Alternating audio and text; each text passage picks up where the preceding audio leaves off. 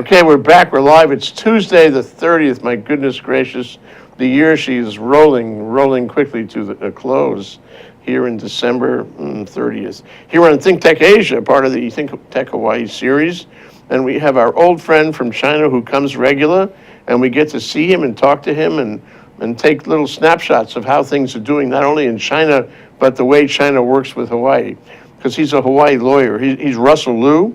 And he's with Sheppard Mullin in Beijing, which is an American firm out of the city of... Beijing. No, but it's an American firm out of... Los Angeles. Los Angeles. It's the head office. Right. And he's been there for quite some time. It must be 10, 12... 10, 11 years now. Pushing 12. Yeah, but he doesn't look any older. It must be the good life, you know. Anyway, Russell, thank you for coming down. Thank you, Jay. It's great to have you here. Great to take stock of what's going on. I mean, it almost seems like China as an object of business affection, if you will, came to us in the early 2000s when the business community in general, not just the guys at the front end, but the business community in general became aware of China and the possibilities. And this was at a time, at least 5 years, maybe 10 years after the Japanese bubble had burst. So we began saying, I remember it so well, began saying, they're coming. They'll all be coming soon, and they're going to buy all the property the Japanese sold cheap, and they're going to be investing, and we're going to have all these immigration situations, and we're going to have a new Hawaii based on China. And then everybody went to China, and they all sort of connected up with their roots, and they went on these great tours and trips and saw these fabulous places, and it was a blush of Sinophile is what it was, that went on for at least 5, maybe more, maybe 8 years, maybe until around 2010. Linda Lingle did a lot of trips to China, but then she did a lot of trips everywhere. But I think China was one of her favorite places. In any event, and then say, correct me if I'm wrong, 2010 or so, it started to get old. And, people didn't have the same level of interest anymore, and there wasn't that same kind of excitement about the Chinese coming, and then people walk down the street and say, any Chinese coming? Are they coming? Where are they? Are they here yet? And there was not that much information about it. And then, and I'm just laying out my track for you, and you can disagree as appropriate. Everybody does. And then within the last year or so, there are renewed stories that they're here. They're here quietly. They're here in, anonymous corporations, and they're buying units in Kaka'ako, really expensive units in Kaka'ako. And in fact, some of the big developers in Kaka'ako love to see them around. And they're not revealing themselves just yet, but soon enough you will see. Anyway, that's my story. I'm not sure I'm sticking to it, but I like your perception of the same period of time, Russell, from 2000 until 2015. Well, Jay, I think your observations are fairly accurate. I've been coming onto the show talking about the Chinese are coming, and you've been asking when. And I think a lot has to do with in this year. Hawaiian Airlines inaugurated a direct flight between Beijing and Hawaii. And then Air China also has a direct flight. China Eastern has a direct flight. So we're getting to see a lot of exposure, and direct flights are necessary to bring in tourists. I think this year was a good year. Are they still running those flights? They're still running the flights, but there was a time when they were doing these charter flights. Yes. Are the charter flights still running too? From what I know, like Air China, it's not a charter flight. It's a regular flight. Okay. And Hawaiian Air, it's not a charter flight. But that being said, I'm more concerned that the timing. I've always said when they started the direct flights, Hawaii's not ready. And you have to be ready. You have to welcome them. In the Chinese world, they have a very short time frame, attention span. For example, investments, they expect investments to turn around in 1-2 years, no more. Just like the direct flights. If we're not making that infrastructure friendly to Chinese, in 1 or 2 years, they're going to stop coming. Because the number one sun and surf destination for them are going to be, for the wealthy, it's going to be the islands off of the Indian Ocean, Maldives, and Thailand for the cheap tours. And what I've seen is the people who have money, they come in here and they bring lots of cash, just like the early Japanese, pay cash, buy tons of nice clothing, designer things. And it's because the tax on luxury goods in China are a lot higher, 40% higher. So they're saving their money. They're coming here to spend. And I saw this pattern about 3-4 years ago when I went to Europe on a Chinese tour. Every stop we went, and I never forgot, the Rolex store, 4 or 5 stores, all Chinese. All of them bought 4 or 5 watches in cash. And in fact, the stats. What does a Rolex go for? Well, you know, it's got to be 5,000-6,000 at least US dollars. And the stats. I don't have any personal knowledge of that, yeah. In 2012, the Chinese spent overseas traveling $102 billion.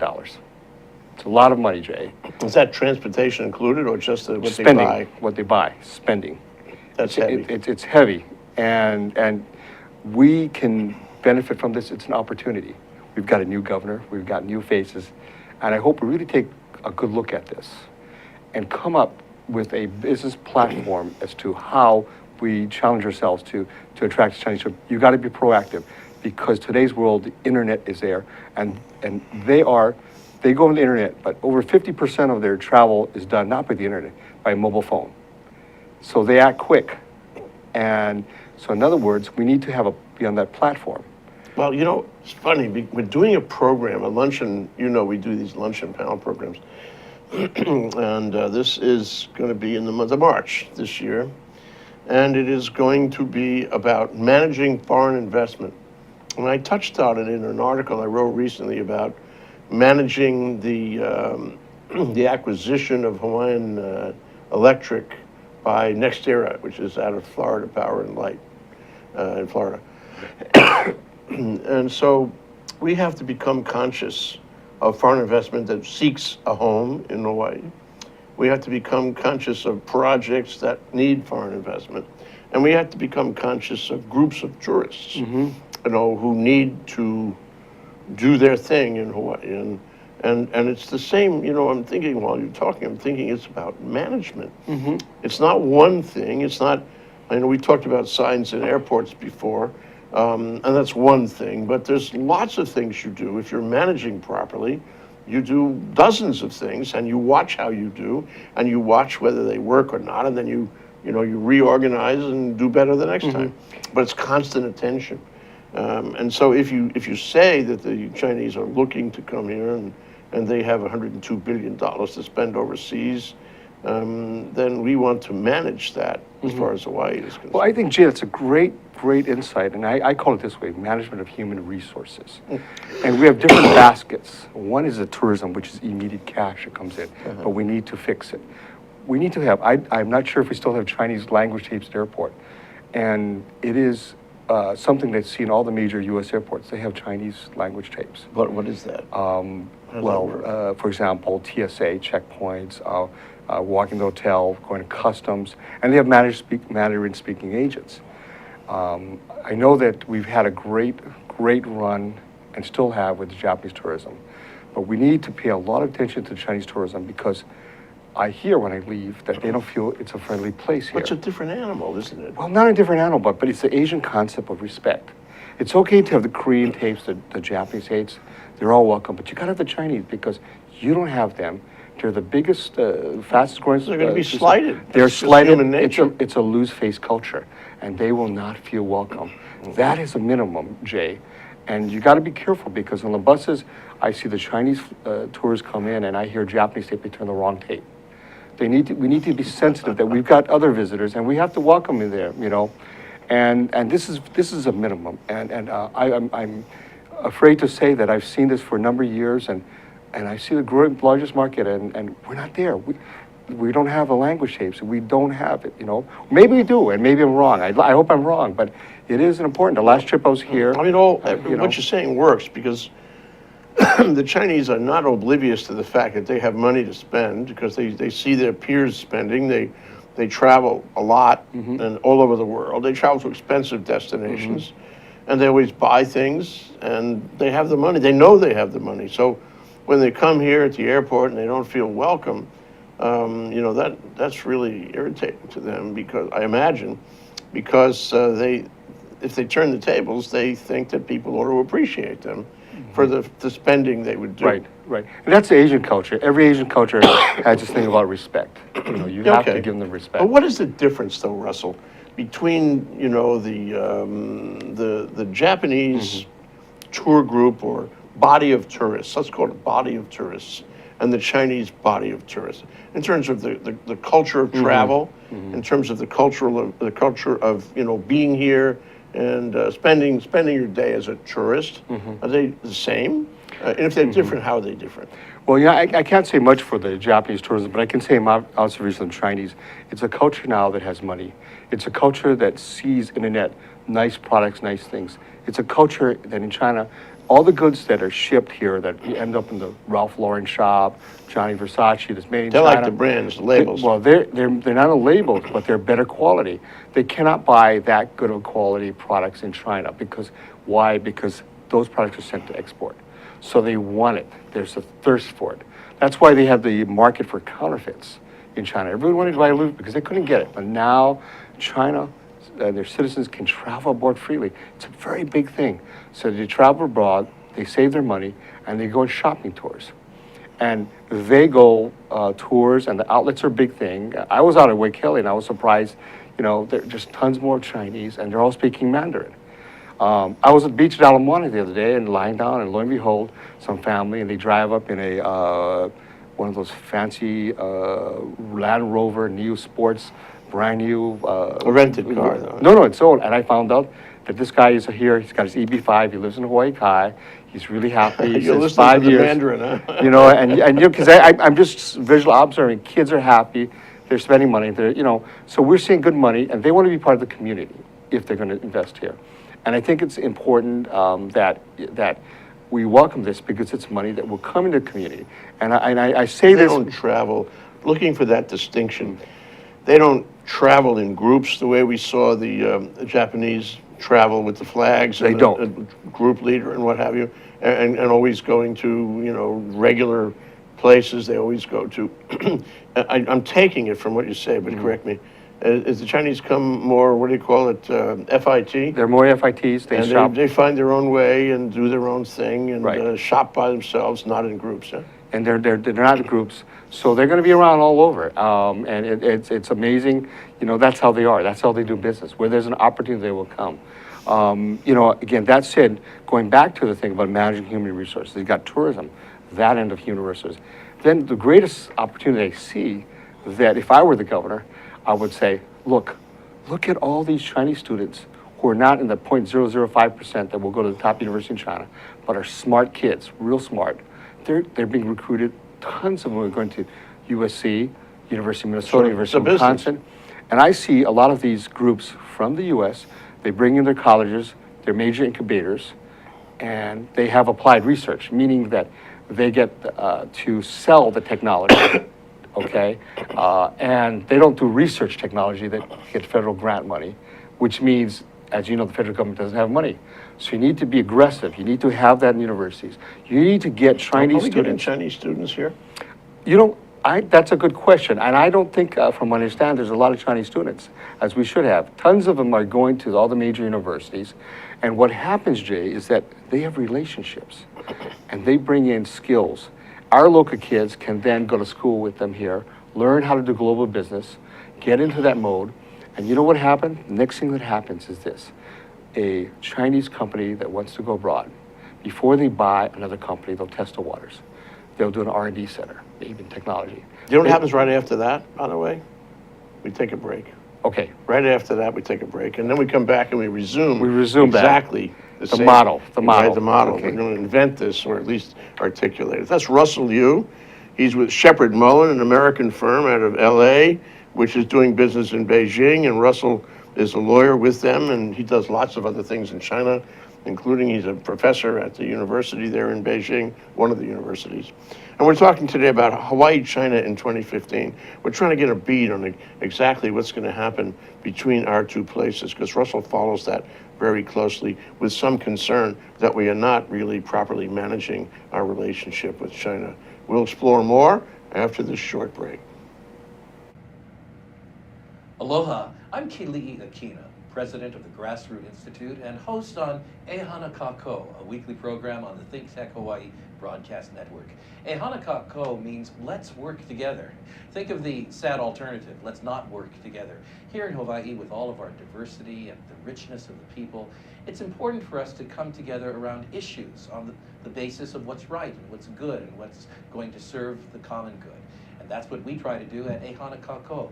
Every week we interview movers and shakers, people in government, business, and other sectors of society to talk about how to create together a better government, economy, a better world here in Hawaii that can bless the rest of the world.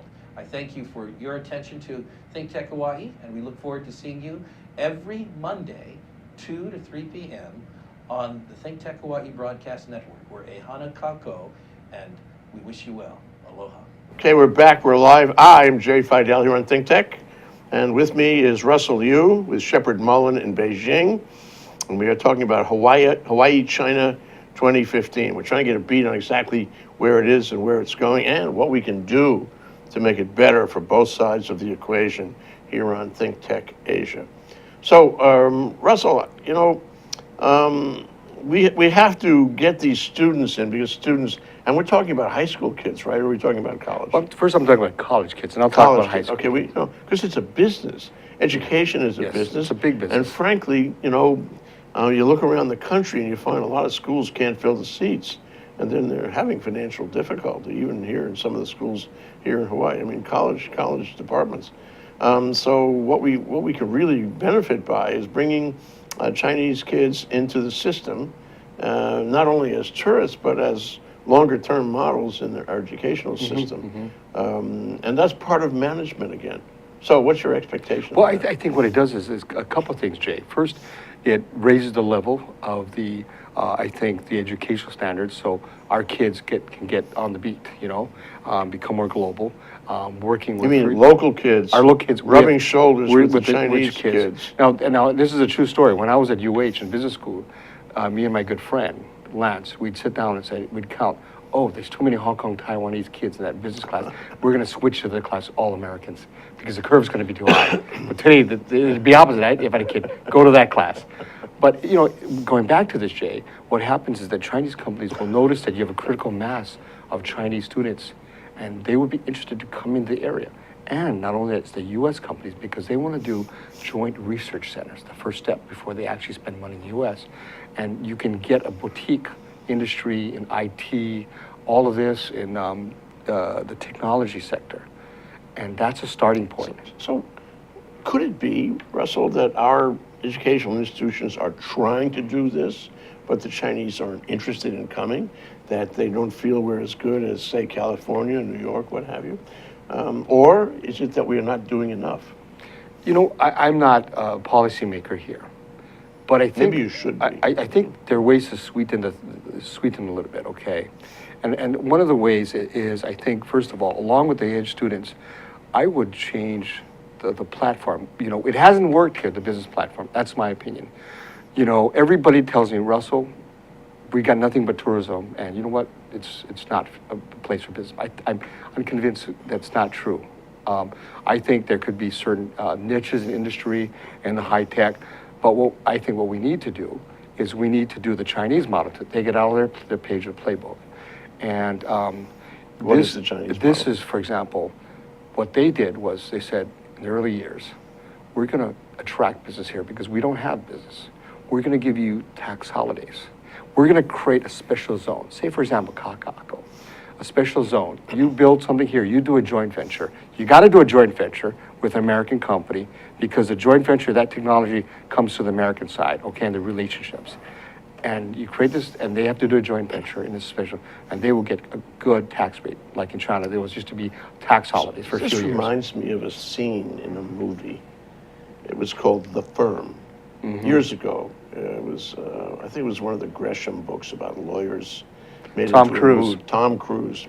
And it was a New York firm. And But it was filmed in Tennessee law office. Right, it was in the South. Wherever the firm was, it was in the South. And they were determined to have him join their firm. And he didn't know it, but they knew they were going to have him join that firm. And the idea among the partners of that firm was we're going to get them. Now, the only question is, what are our options?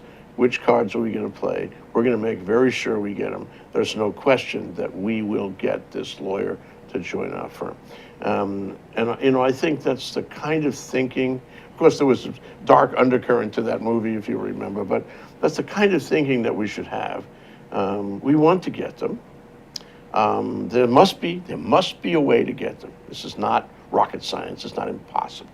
So we lay on the table. This is management. This is what management does. You lay on the table all the options, and you see which one works best, and you play that card. And if that doesn't work, you play another card. But at the end of the day, you have them. You have the Chinese here. I mean, that's the way I would see it. It's management. So what cards do we have, and which do we play first, and can we afford it? Well, Jay, I think one of the things that I see is very attractive is that now with direct flights, they're starting to come here. There's awareness that there's a Hawaii. There's awareness that that there's a beautiful place, which is step one.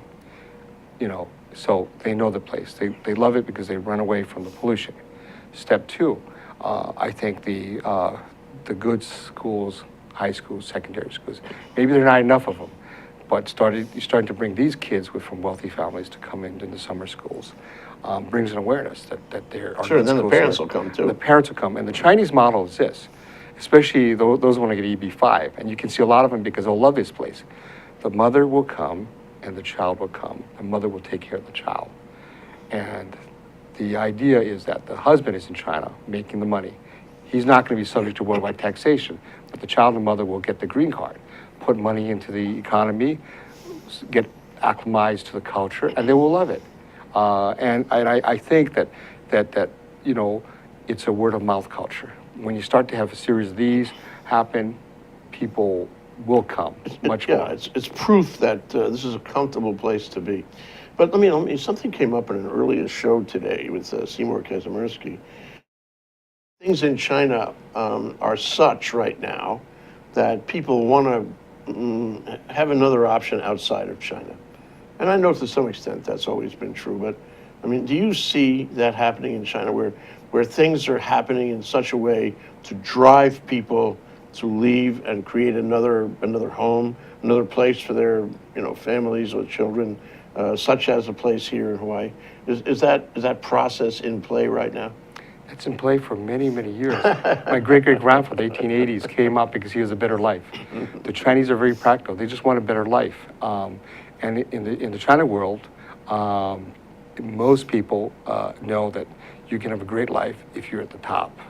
And I think there is a... You mean a big fish in a little pond? And there's a concern because there's a segment of society that send the kids abroad and love it being abroad. There are many factors. The pollution is a big factor, number one. Number two, getting a good education, a college education, speaking good English, because you can go back to China and get a good job with a multinational company because you speak good English. So this is interesting. I hadn't heard. So a Chinese kid is going to know English because he's been studying English for a long time. They started with the English in school at least 20, 25 years ago. Yes. And so now every kid you can expect is going to know English. However, if he comes here, goes to Hawaii schools or American schools, his English is going to be that much better. He's going to be really, really good at it. So when he goes back to China, he's going to stand a better chance of getting a better job in a multinational because his English is that much more American. That's right. That's right. And he's lived in American culture. So there's a sense of American values, ethics, and so forth. So all of this comes into play. But he may want to decide to stay here, and that's been the Chinese, where they'll go over where there's a better life. And I think that most of the Chinese that come here to study, they pay full fare, no welfare, no scholarships, no tuition. And it's interesting because even schools like University of San Francisco, a small Jesuit school, they've had a representative office in Beijing for many years, and they get a lot of Chinese students. We don't have that. We don't have that. I don't think there's much in the way of local schools with Hawaii schools with offices and agency arrangements in China, bringing Chinese kids here to Hawaii. Well, my thing is, we had a DBED office. that DBED office. Three DBED offices at Well, one time. well, remember, the DBED office, that was approved by the state council. There's only 2 states where it was approved by state council. That's at the highest level, but we closed it. That office should have made available these schools to use that address or do some arrangement where they could come interview and aggressively go after educational tourism. So we lost that. That was a squander. We lost that. We had the channel, we had the agency arrangement. We could have brought them in by the carload, and we didn't do that. Yes. Instead, I guess we were trying to look for entrepreneurs instead, Chinese entrepreneurs that we could invest in or something. Those offices were dedicated to things other than bringing Chinese students here. Sure, I would have made that, if I was DBED, make that office available. We're going to put the UH flag, University of Hawaii, and somebody comes periodically and do the educational fairs. They're starting to do that. This year, University of Hawaii, I don't know what department came and participated in the educational fair, but we're behind the 8 ball because I've seen it. I've been there 12 years. I've seen all the schools, University of Wisconsin, University of Minnesota. They've been doing it for many years. Okay, so look, one of our options then, you and I are the businessmen. We are sitting around the table examining our options. We know what we want. We know what we have to achieve, like that movie. So we take one option is we want to create an educational connection. And we have to approach schools. Yes. We have to, all kinds of schools, high schools, colleges, universities, and we have to get them to open agency arrangements where they can bring kids from China in here. What do we have to do that? It's a great idea, but to make it happen as businessmen, we always have to be practical. What affirmative steps do we take? Well, I think, Jay, I think you need to build your name. You need to build your profile. Physical presence is one. Second, just being there is important. And third, I think that now, because the timing, because a lot of them are going abroad, we have direct flights. They are finding that there's a place here called Hawaii Honolulu, okay? Maybe not a bad place. You know, you've got schools like Hawaii Pacific University that brings an international crowd. More and more you'll see that. But a lot of schools now, what they do is they build up a Chinese student more profiles, and they are doing sports, for example. A lot of universities are going to China basketball sports. You get your name out there. All of these things, it's not one thing, it's a combination of things. Is it a matter of sending somebody to China to, to publicize this, to do public relations on it, advertising, whatever, talking it up with the right people and the right feeder organizations in China? Is that what it is? I think that's right. And then social Does media. the government have to be involved in this? Hold your answer, because we're going to take another break. When we come back, I'm going to follow up and ask you, what does the government have to do to implement this particular option, one of many? That's Russell Leu. He's with Sheppard Mullin in Beijing. We're talking about Hawaii, China 2015, trying to, if I can extend that thought, trying to bring the two closer together for business purposes and for the benefit of both China and Hawaii. Here on ThinkTech Asia. We'll be right back after this short break. You will see. Hi, I'm your host on ThinkTech Asia, Bill Sharp. I look forward to you joining us each Monday between 4 and 5 o'clock when we film right here in our studio in downtown Honolulu. The show, ThinkTech Asia, focuses on contemporary events in Asia. And by Asia, we mean anything from Hawaii, south to Australia and New Zealand, west to Pakistan, and as far north as the Russian Far East. Clearly, this is one of the most economically dynamic centers of the world, and we bring you up to date on what's going on in a whole host of countries in this very vital region. We look forward to seeing you. Aloha. I told you we'd be back, and we came back, and Russell's still here. That's Russell Leu, Sheppard Mullin in Beijing, a lawyer who has been, a Hawaii lawyer who has been in Beijing studying the flora, fauna, and landscape now for 12 years plus. And we were asking Russell what he would do if he were, say, governor, okay, to, make government do something to incentivize this one industry we're talking about, which is the educational industry. What would you do? Would you incentivize? Would you make a statute? Would you have a party? What would you do? Well, Jay, I would focus on specific targets where I know the Chinese are looking for the education. Number one is there's not enough colleges in China for them to become all engineers. And the government will tell them, you're not going to be an engineer, you're going to be a lawyer. They want to be engineers. And so you're filling a need, you're filling a channel. And where, for example, I was at the University of Missouri, Kansas City, and lo and behold, I met the vice provost, who's head of that area, engineering, technology. He has 250 Chinese students and he's growing. And he's enthusiastic because what it has done to the community is he's brought in Chinese students. And all of a sudden, they're getting hired by industry in Kansas City, U.S. companies. After they finish school. After they finish school. No immigration issues? No immigration issues. And it's luring Chinese money. They're thinking it's going to lure money because they wanted to join ventures. Does that happen? I think it's the next step.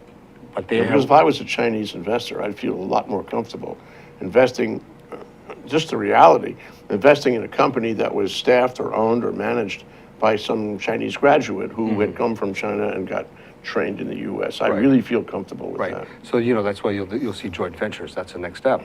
And after joint ventures, then they'll buy to acquire the companies, some companies, and that's investment in the U.S. Yeah. Healthy, strong U.S. But you see, the problem is, that's great management by the Chinese. It's not great management. It's passive management by the state of Missouri or the United States, the mainland. I think we have to engage in active management of these possibilities. For example, if I'm the governor, I say, look, I'm going to talk to the Board of Regents at University of Hawaii. I want to make sure there are special programs for these guys. I want to make special tuition, special arrangements.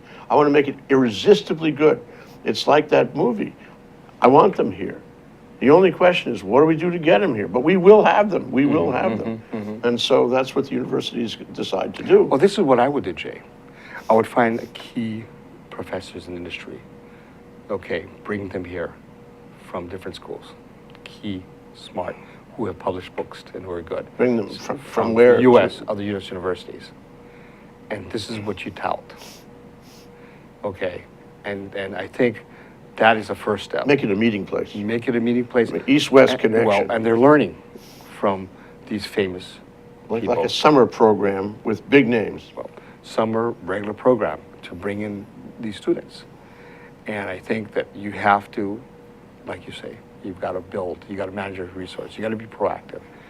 That's an investment in Hawaii. That's a long-term investment in Hawaii, not short-term.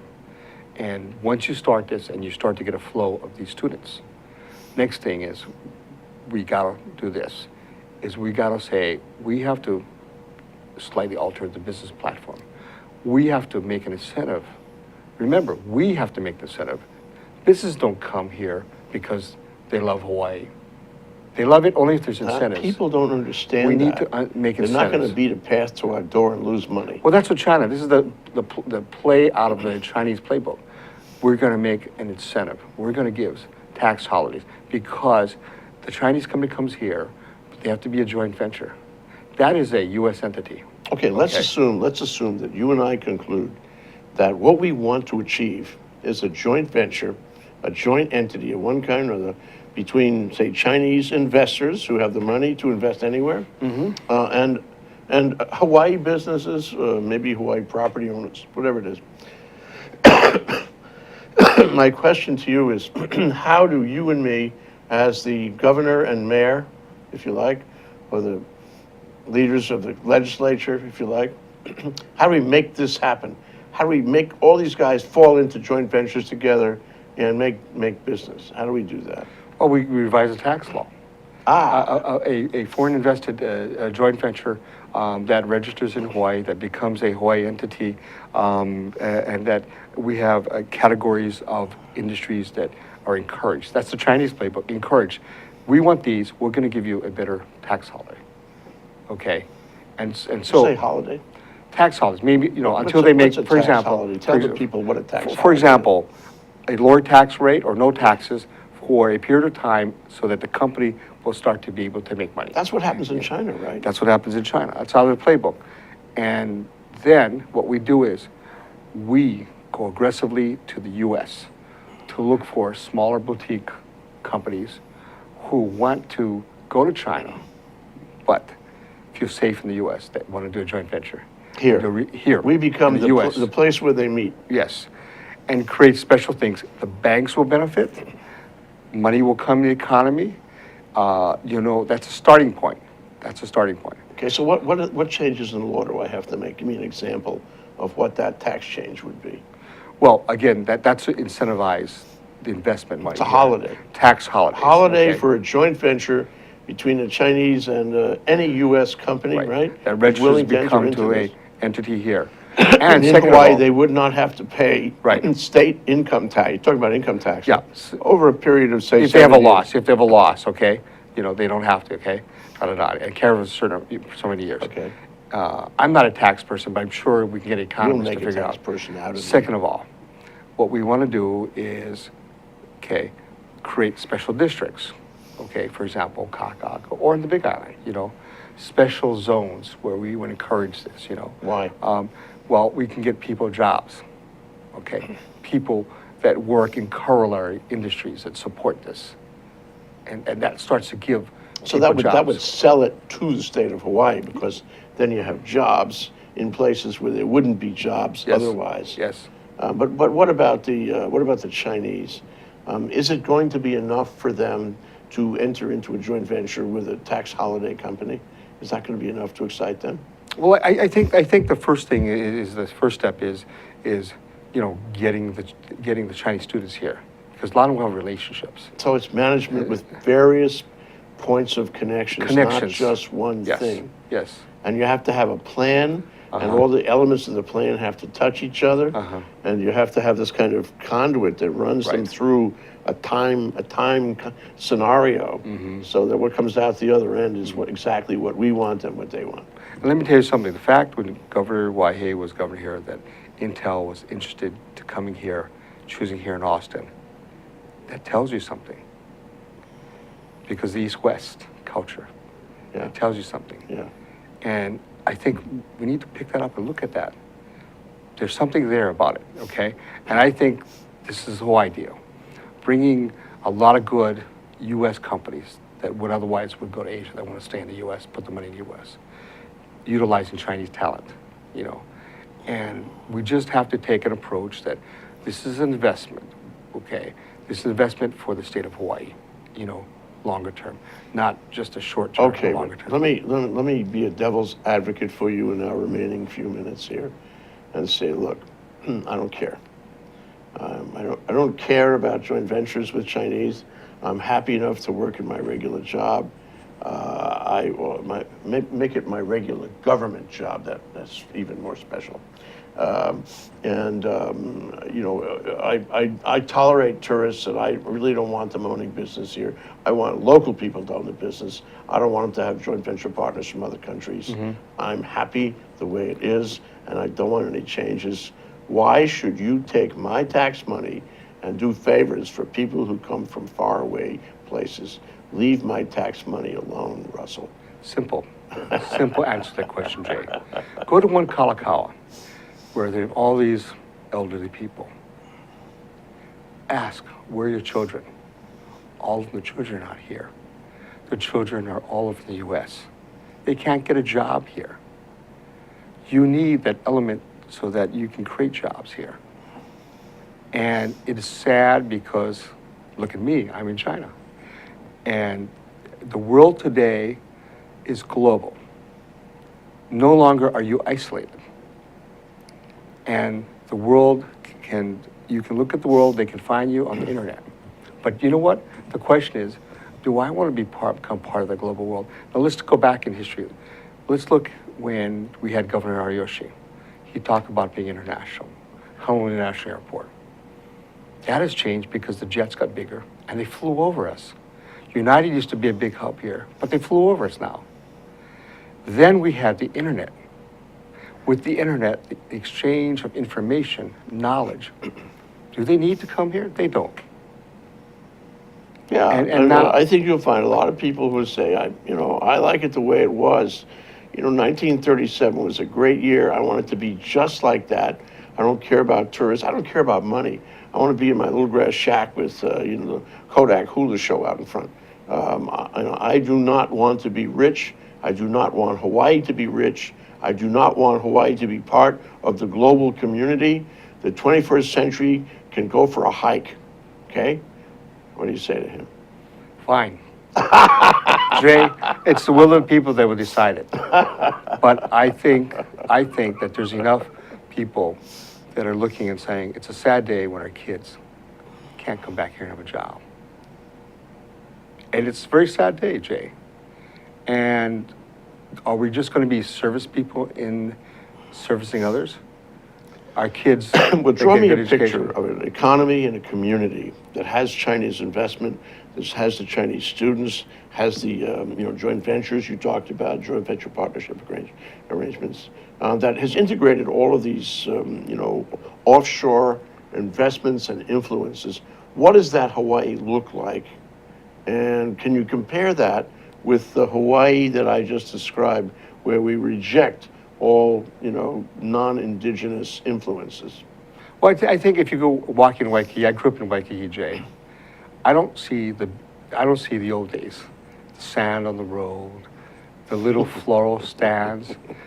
People are just coming, going, don't caring. Palm trees are largely put in certain places strategically. It's changed. There's changing happening no matter what around us. As I say, the future ain't what it used to be. And you know what? Change is something that can be good or bad, but we need to manage it, okay?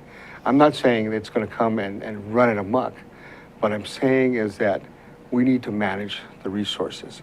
We need to manage human resources, not just the physical resources. Because I'll tell you why. Because people like the Chinese tourists go on the internet, they search, and they find other places. And there are many places around the world that are competing with us. Many more places. And, it's not always going to be there. It's going to change its form and shape. And again, Hawaii is always magical, but it's changing. Well, let's talk about the priority of this. I don't know if people fully understand. There's some people want to see a tech industry. I mean, ThinkTech certainly wants to see a tech industry, and biotech, and some people want to see Hawaii as a laboratory for modern energy technology, and be the best it can be, the best ever in the world in renewable energy. Some people want to see modern agriculture, but you're talking about something else. You're talking about a process that could generate all of that, that could fund it, invest in it, and so forth. So where would you put Chinese investment, in our list of priorities for what we have to do first in our little effort to get what we want to do done? Where would you put that on the scheme of things? And assuming that you can do it, how reliable would it be as a future source of sustenance for the state economy? Well, first of all, I'd attack the education system, bring them into the University of Hawaii. It's it's an incubator of businesses. How important is it to us vis-a-vis other possibilities, other development of other industries? Well, I think that the tourism is important no matter what. I think we're behind the 8 ball to some extent only because it's 1 year out. We're quickly approaching in the 2nd year of the direct flights. And in this process, have we made progress? Where are the Chinese language tapes?